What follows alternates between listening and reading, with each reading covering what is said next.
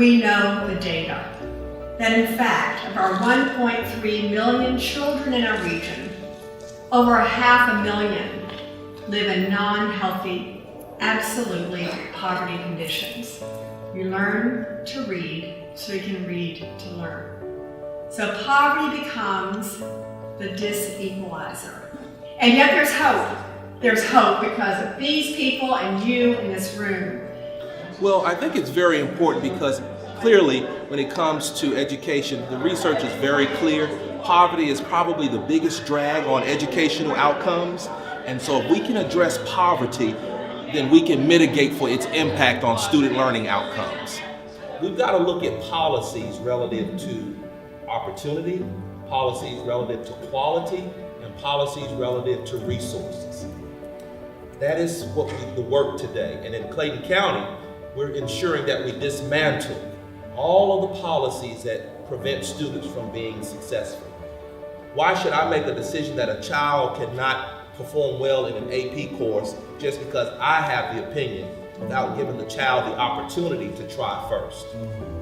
We've got to look at policies to give children access, opportunity, and a chance, if you will, to try, and then provide support, equity, providing the support that they need in order to be successful.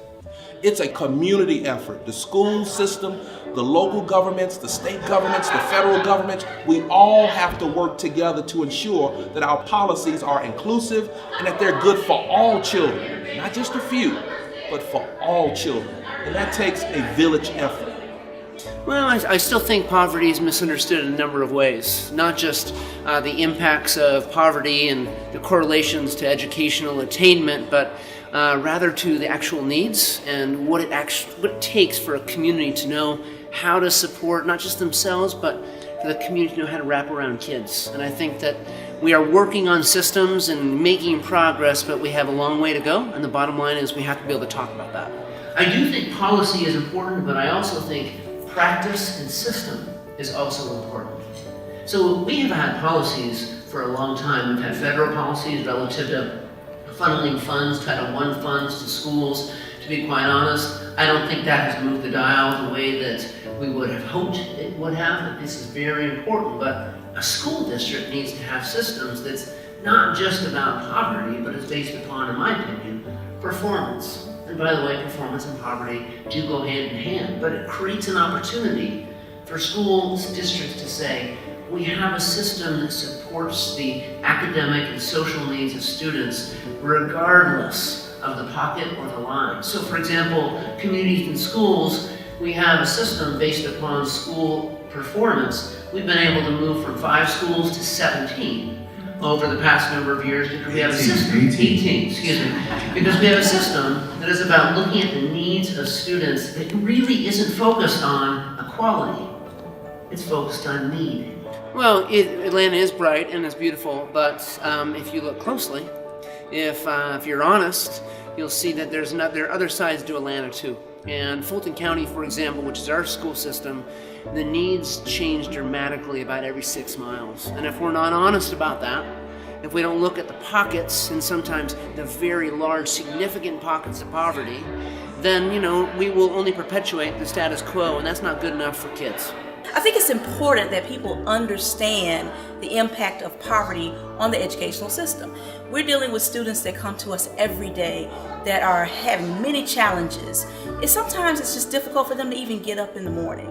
They don't know if they're going to have food, they don't know about their housing, they don't know if they'll see their parents when they get home, mental health issues. So having this opportunity to just talk about some of those issues that we deal with on a daily basis to our community stakeholders so they can see where they fit in and hopefully feel the need to help us out so that we can help these students to be successful. Let me talk a little bit about DeKalb.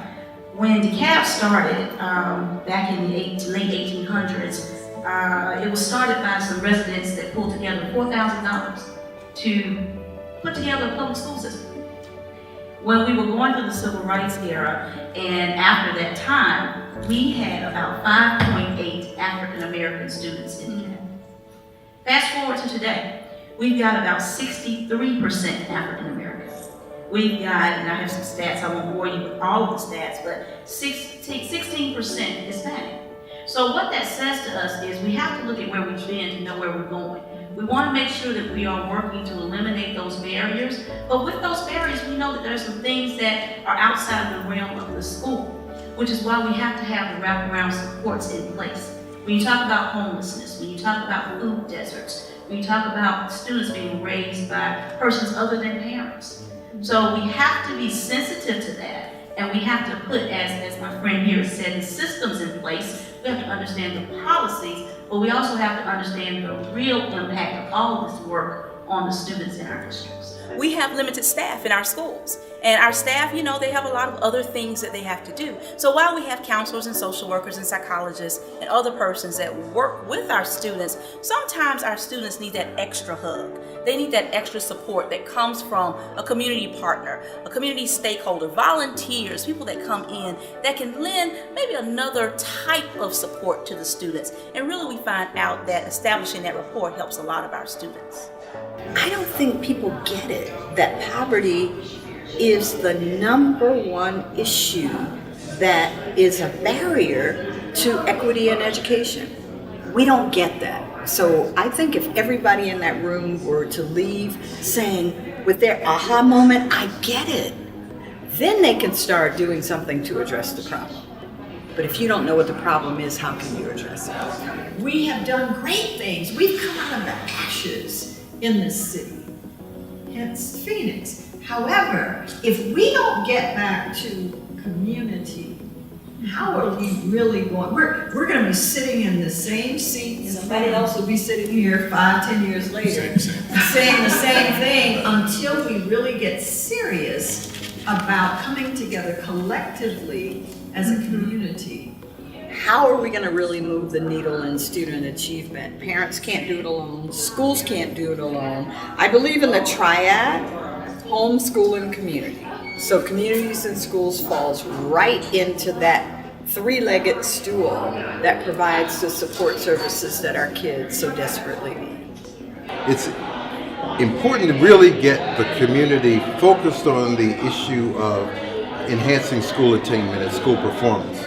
But we can't do it if we don't solve the issue of poverty and how it influences children's school readiness, their ability to stay on track, and to be able to graduate on time with the skills they need for success in life and college and beyond. We don't have a system in which we have decided in an intentional kind of way that we are going to organize our efforts to ensure that every individual can grow.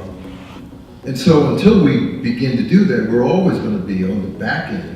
As Beverly said, trying to repair broken children and broken men, because we just don't decide up front that we want to create the fertile ground where every child prospers, that we operate from a perspective of equity.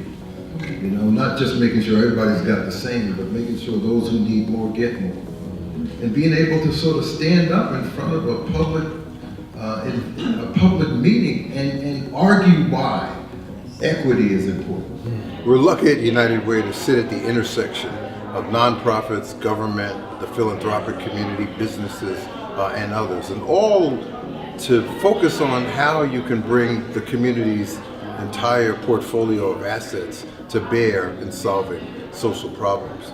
And so for education, what happens in the school is important, but the school is not the only place where the kids are. And we have to make sure that everything that surrounds the school, the communities, the supports from the agencies, can be brought to bear for the children.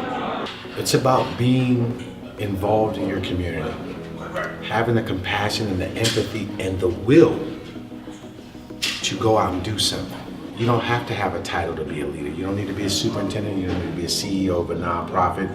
All you have to do is have the will to serve and a good heart. Last year, we found out that over 96% of the kids we work with on our caseload did one of two things. They either graduated high school or they earned promotion to the next grade. Of the kids on our caseload, 98% of those kids did what? Stayed in school. So we believe we have the answer. And that's providing intensive wraparound supports, not just for the child, but also for the home. Last year, we gave out over $133,000 in emergency assistance. Jeff and them teachers don't have to worry about that because once we find out a child is homeless, we're moving. The school system has so many things that they got to check off. You got to go through. No, we can have a parent come to me. We have the school board members come to me now and say, "Hey, we need a child for money for college." So we're able to quickly respond. It represents everything I get up and do every morning. That's breaking down barriers to make sure that my children, the children that we work for, that their zip code won't dictate their outcome.